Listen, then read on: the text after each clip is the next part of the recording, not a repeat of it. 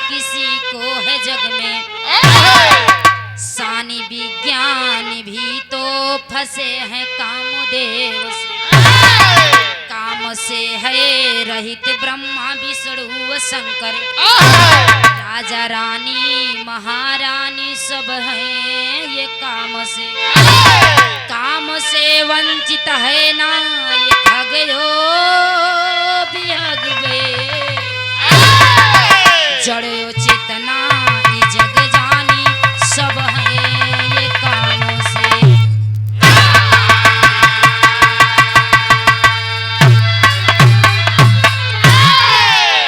कामदेवो न छोड़ा किसी को है जग में, सानी विज्ञान भी तो फंसे राजा काम से। काम से वंचित है ये खगयो बिहग, जड़ो चेतना ये जग जानी सब है ये काम से। बिरहा हमारा हमके आशा ना पूरा विश्वास बा आप लोगन के जरूर समझ में आई। बिरहा में एक लाइन कव्वाली एक टुकड़ा दिए हैं कवि जी, क्या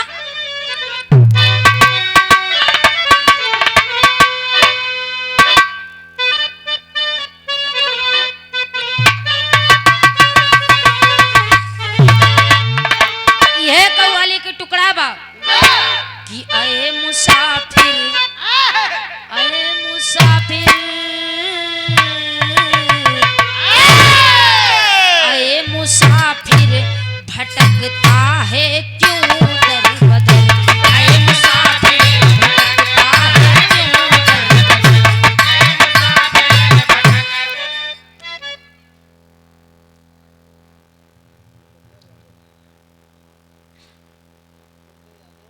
और गार्जियन सम्मानित आप श्री उपेंद्र यादव जी, समाजवादी नेता भी आज कलवा मऊ की पावन धरती से सादर 51 रुपए का महान आशीर्वाद, चरणों में कोट कोट प्रणाम आशीर्वाद की चावक कहे।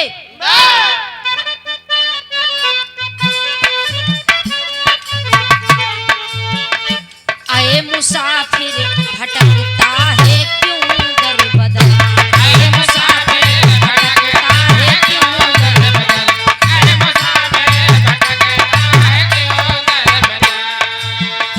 तेरे रहबर कयालम मदीने में है, आए मुसाफिर भटकता है क्यों दर बदर, आए मुसाफिर भटकता है क्यों दर बदर। तेरे आलम का रहबर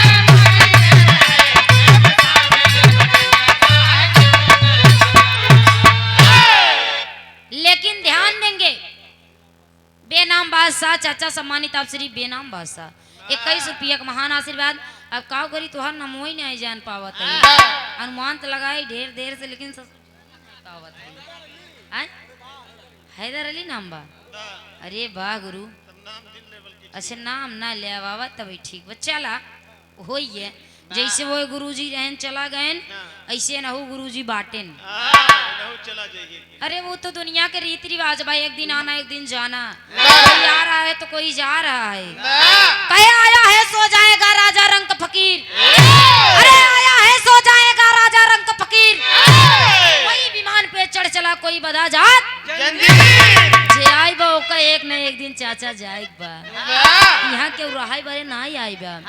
तकलीफ यही बात से होता कि अगर समय से पहले जब केहू चला जाता तब आत्मा के बड़ी तकलीफ होता के फल खाए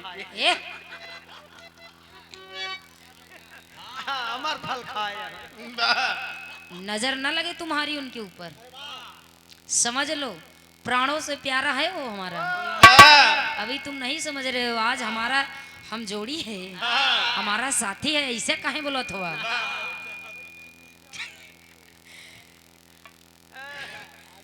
ध्यान देंगे साथियों,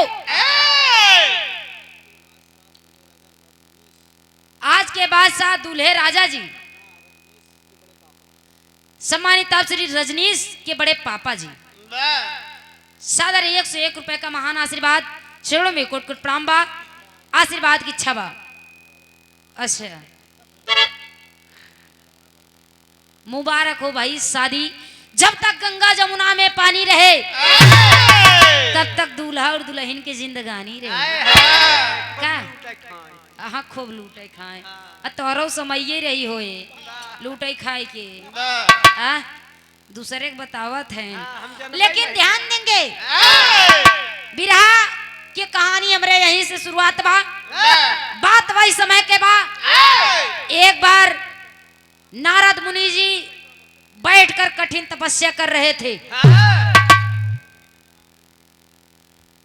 कठिन तपस्या कर रहे थे, इतनी कठिन तपस्या करत रहे नारद मुनि कि उनके कठिन तपस्या से पूरा इंद्रासन हिल गया।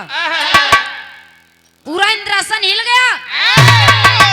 भगवान विष्णु सोचे ही लगे, सोच में पड़ गए कि आखिर ये इतनी कठिन तपस्या कौन कर रहा है जिसके तपस्या करने से हमारा पूरा इंद्रासन हिल गया। आखिरकार में ये आदमी है कौन? पता लगाए भगवान विष्णु जी। देखते हैं कि नारद मुनि बैठे हैं और तपस्या में इतना लीन है। नारद मुनि इतना तपस्या में लीन है। नारद मुनि। हाँ हो, हाँ, नारद मुनि। वाह, बैठा है। जड़ा- भगवान विष्णु कहे हाँ, कि इतनी कठिन तपस्या आखिर करत हैं, इनके तपस्या में हम कुछ टांग लड़ाई इन्हें बताई हम। भगवान विष्णु अपने क्षीर सागर से इनको आखिर इतनी कठिन तपस्या की क्या जरूरत पड़ गई, क्या जरूरत है इनको इतनी कठिन तपस्या। भगवान विष्णु हाँ लगता है इंद्रासन ले एक चक्कर में पड़ा यहाँ ये। भगवान विष्णु दिमाग लगाए, अपने आज के बादशाह दूल्हे राजा के बड़े भैया जी, अच्छा छोटे भैया जी सतीश यादव जी, सभी दोस्त के साथ राम लखन की जोड़ी हमेशा आप लोगन के सलामत रहे, कंधे पर कंधा रखे चलने वाले। आजकल ऐसा दोस्त बहुत कम मिलता है, जे मिलता वो सीधे जान ले मुहे पे कहीं राम राम कहे जाइए, कहे कि केकर पाई काटी मुड़ी वही निहाद बा। लेकिन दोस्त ऐसे खुश नसीब है ना, ऐसे दोस्त बाटे। ध्यान देंगे साथियों, भगवान भी थोड़ा दिमाग लगा दिए, अपने इंद्रासन से दो मुजरा करने वाली लड़की और कामदेव को भेजते हैं। कहे कि कामदेव जाओ इसी छड़ जाओ और उनका ये जो यज्ञ कर रहे हैं उनका यज्ञ भ्रंग करके आओ, एकदम भ्रंग कर दो उनका हवा। कहने का हवा इतनी भंग कही दिया कि ये समझ ही नहीं पावे। लेकिन इधर नारद मुनि जी तपस्या में लीन है, उधर से मुजरा करने वाली और कामदेव साथ में आए, साथ में आए के इधर ठुमका लगावत है उधर ठुमका लगावत है। जब इतनी बात के इधर ठुमका लगाए उधर ठुमका लगाए, लेकिन मुनि जी के नारद मुनि जी के ध्यान नहीं हटत बा। जब ध्यान नहीं हटत बा तब भगवान विष्णु सोचे कि समस्या गंभीर बा, आखिर तो नारद मुनि के ध्यान ही नहीं हटत बा। कामदेव बहुत दिमाग लगाए लेकिन लगा ही नहीं पाए। कहा जाता है दुनिया में कामदेव को कभी किसी ने जीत नहीं पाया है। कामदेव जब एकदम हार गया बा, यार ठुमका लगवावत बा बाहर लगवावत बा, देखत बा मुनि जी के निगाह हटते नहीं बा।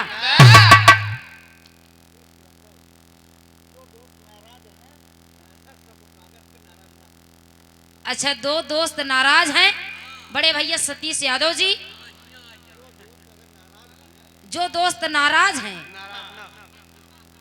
अच्छा उनका भी स्वागत है इस हमारे मंच पर। और ये बड़े भैया जी के पास में चाचा जी हैं, छोटे चाचा जी, सभी लोग भैया जे नाराज हुआ जे गुस्सान हुआ, देखा भूल चूक इंसान ऐसे होता। शादी अच्छा माफी इनसे मांगे, ठीक है माफिया साहब, 51 रुपए का महान आशीर्वाद। लेकिन ध्यान देंगे भगवान विष्णु दिमाग लगाए, कहें कि कामदेव उनको उनका तपस्या भ्रंड नहीं कर पा रहा है। दिमाग लगाए कामदेव कहा कि महाराज हम आपका तपस्या भंग करने के लिए आए थे लेकिन आपका तपस्या भंग नहीं कर पाए। जब इतनी बात नारद मुनि सुने तो ना अपन लंगोटी कहे कि जय हो जीता नहीं था।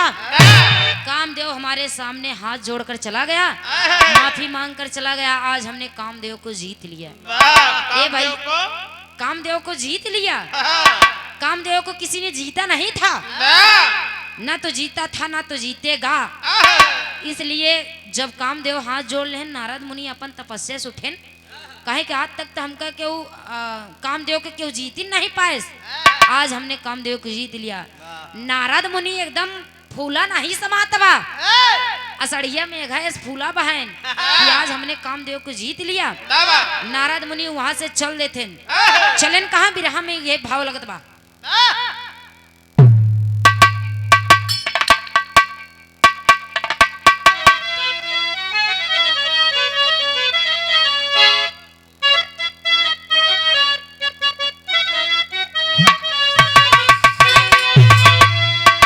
नारद मुनि जब वहां से उठकर चले, भगवान विष्णु देखत है ने रचित रच देहन का कहीं झट से माया, अरे झट से माया, झट से माया नगर एक बनाए प्रभु, झट से माया नगर एक बनाए प्रभु,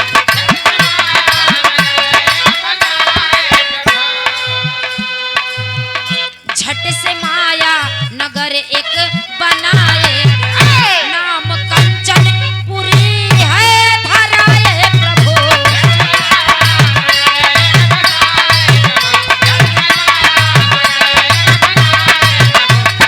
कंचन पुरी है धराए प्रभु।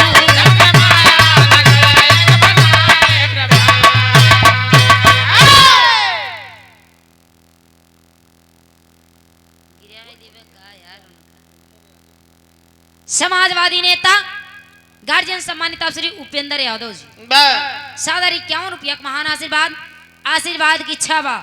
ध्यान देंगे, भगवान विष्णु जी अपने मन में विचार कर रहे हैं। इधर नारद मुनि जब कामदेव की जीत लेन, उनके फूली नहीं समात बा। जाय के गए दौड़ा दौड़ा पहले अपने बाप का लगे ब्रह्मा जी के पास, जाय के कहन पापा पिताजी मैंने तो कामदेव को जीत लिया। जब इतनी बात कहन तब ब्रह्मा जी कहन कि देखा बेटवा कामदेव को तो जीत ले हमसे तो बताई दे, लेकिन भगवान भोलेनाथ से जिन बताया, लेकिन भगवान भोलेनाथ भगवान भोलेनाथ बैठे हैं वहाँ कैलाश पर्वत पर। नारद मुनि कहन ससुर जब हम कामदेव को जीते हैं, नारद मुनि कहन जब हम कामदेव को जीते हैं तो काहे बरे हम केहू से ना बताई। वैसे भी अगर आप लोग समझदार हो कि कौनो काम में आगे बढ़ जात है, पहला आदमी रहन जे कामदेव के जीते रहें।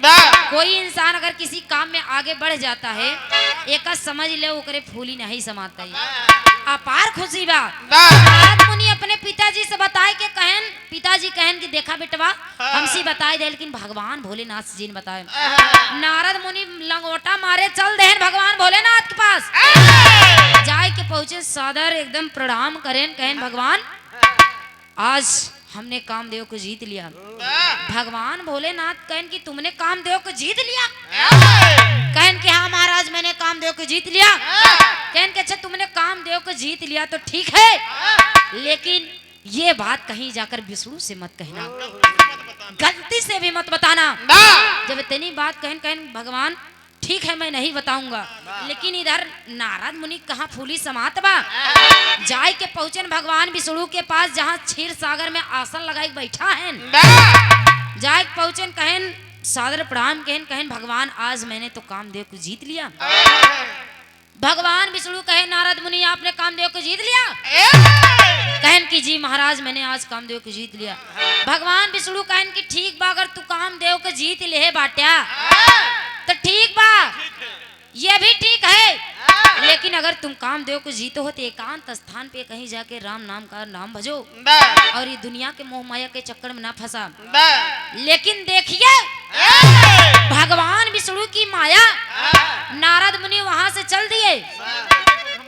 भगवान विष्णु समझ गए कि इनकरे होई के बा घमंड।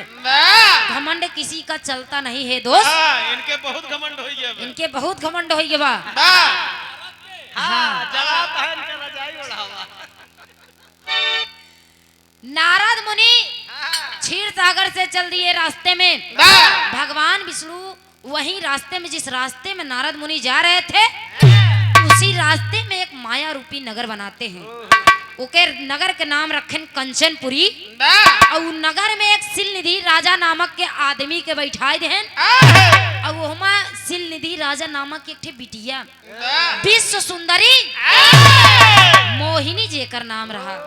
मोहिनी एकदम बताउबे बहन प्रियंका तोहरी के न्याय। हाँ यानी कि लक्ष्मी जी माया रूपी नगर बनाए। सिलनिधि राजा नामक राजा को वहां पर लाके रख दिए। राजा के एक बिटिया दे दे जो बिटिया के नाम बा मोहिनी। विश्व सुंदरी। विश्व सुंदरी नारद जी जात रहे, कहे ना ठीक है किसी से मोह माया के चक्कर में मत पड़ना और ना तो किसी से मतलब रखा। लेकिन नारद जी कहाँ रहा इस वक्त? और बड़े भैया सम्मानित आप श्री सतीश उर्फ चैला। चेला हाँ तो जब चैला लिखे यहाँ तो का करी हम। अच्छा हमार गलती नहीं वे देखा हम पचों पास है। अच्छा एक हम पन्ना दे भाई आपको वापस दे भाई पढ़ा। बड़े भैया अमरजीत उर्फ कल्लू भैया जी 51 रुपया का महान आशीर्वाद एक लाई ग्रुप पढ़ा। चैला लिखे यहाँ चेला लिखे यहाँ सादर 51 रुपए का महान आशीर्वाद। लेकिन भगवान विष्णु नारद मुनि को बताए थे कि अगर तुम कामदेव को जीते हो किसी मोह माया के चक्कर में मत पड़ना, सीधा भगवान के नाम पे जाप करना। इधर देखा था भगवान विष्णु ऐसा रचित रच देहन रास्ता में जौने रास्ता से नारद मुनि जाते वही रास्ता में एक माया रूपी नगर बनाए।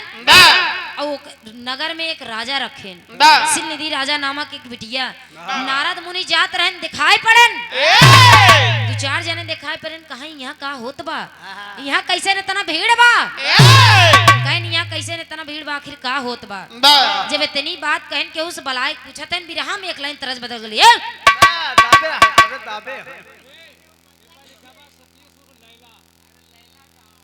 ठीक है सम्मानित आप श्री सतीश उर्फ लैला सादर 101 रुपए का महान आशीर्वाद। नमो बताओ। दूल्हे राजा जी के दोनों दूल्हे राजा जी के कहो यार दू बिया कह लिया यहाँ का।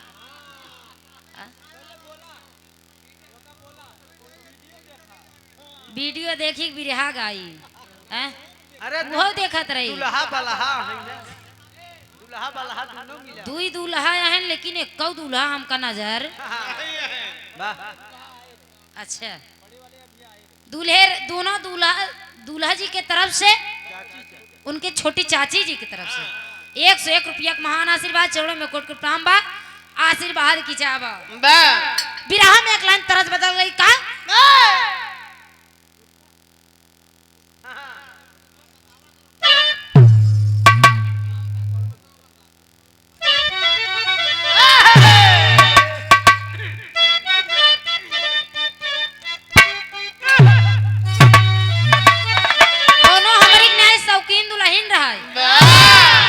शौकीन रहा है। हाँ हाँ दुल्हन कौनो दुल्हनी से कम लागत है का हो। कौनो दुल्हनी से कम है। दुल्हनिया का है यार मछली की काट के ए राजा। अरे मछली के काट के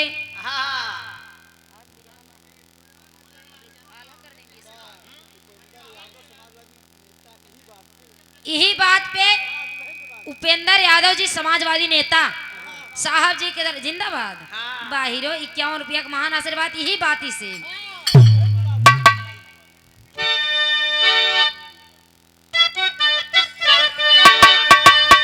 कहे मछली के काट के ए रोहित जी। अरे मछली के काट के नथुनिया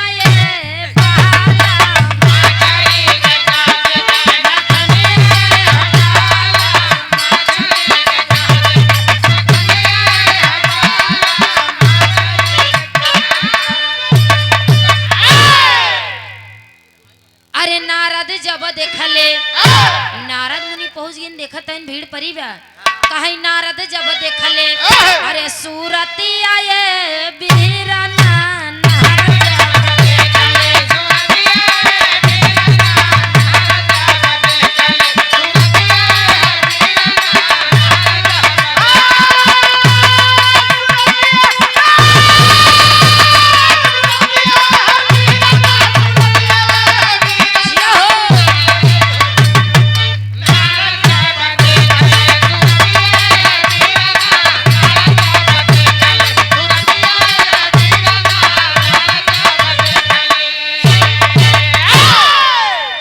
कहे नारद जब देखले अरे सूरती आए बीरना अरे मनवा में बस गई ऊ मूरति आए बीरना मनवा में बस गई मूरति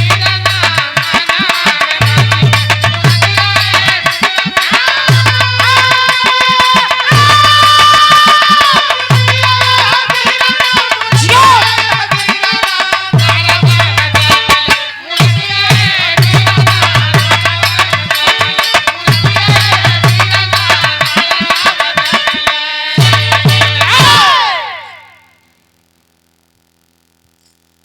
नारद मुनि जब देखे मार भीड़ लगी बा जाए के एक ठू आदमी बलायन कहन कस यार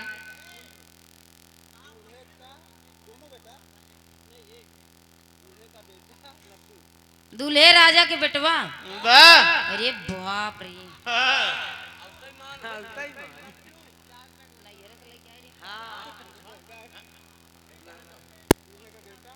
कैमरा कैमरा मत गिराइए सर दूल्हे राजा के लड़किया लड्डू लड्डू बेटवा की तरफ से क्यों रुपया महान आशीर्वाद बहुत बहुत प्रणाम बा आशीर्वाद की चाहबा नारद मुनि बुलायन कहने तनी इधर आवाता अरे यहाँ इतना भीड़ कैसे लगी बे एक आदमी बताए इसकी सिल निधि राजा नामन के एक लड़की बा उनकी लड़की का नाम बा मोहिनी आज स्वयंवर रचा गया है उनके शादी के लिए आखिर ये लड़की की शादी क्यों करे घरे होई कैसी होई जब इतनी बात नारद मुनि सुने कहा कि अरे आखिर तनी लड़की के बुलावा हम खुद ही देख के बताई दी लड़की के लकीर लड़की के हाथे में लकीर का बतावत बा कि आखिर शादी के करे साथे हुए जब इतनी बात कहे लड़की के बुलावा थे मोहिनी आई नारद जी के लगे नारद जी के जब लगे आई तब नारद जी के मोह बढ़ी गवा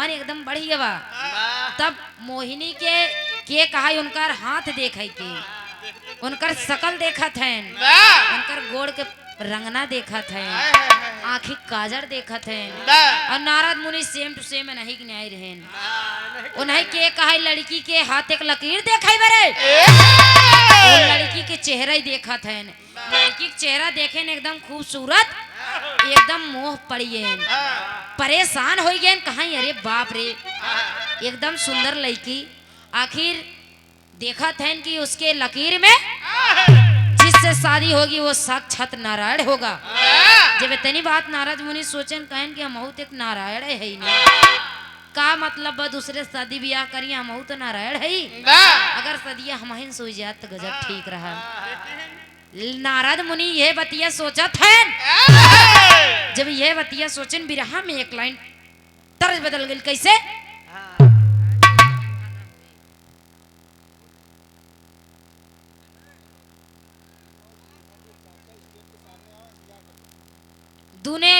दूल्हा राजा के चाचा जी छोटे साहब मंच के सामने आए अच्छा मंच के सामने आई भैया बुलावा थे आपके नामों का बा कृपा शंकर यादव जी दोनों दूल्हे राजा के चाचा जी ना चाचा जी मंच तक आए अगर हमारी आवाज पहुंच रही है तो सादर 51 रुपया महान आशीर्वाद की इच्छा बा कहे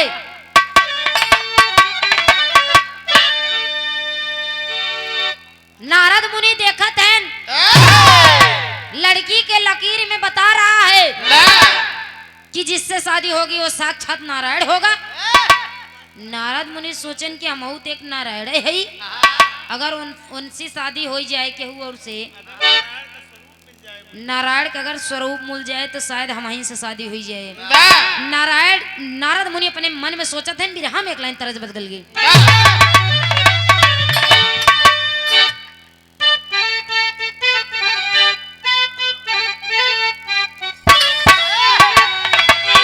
कहे अमवा महुआ के झूमे डारिया ए राजा आमवा महुआ के झूमे डारिया तानी ताका हो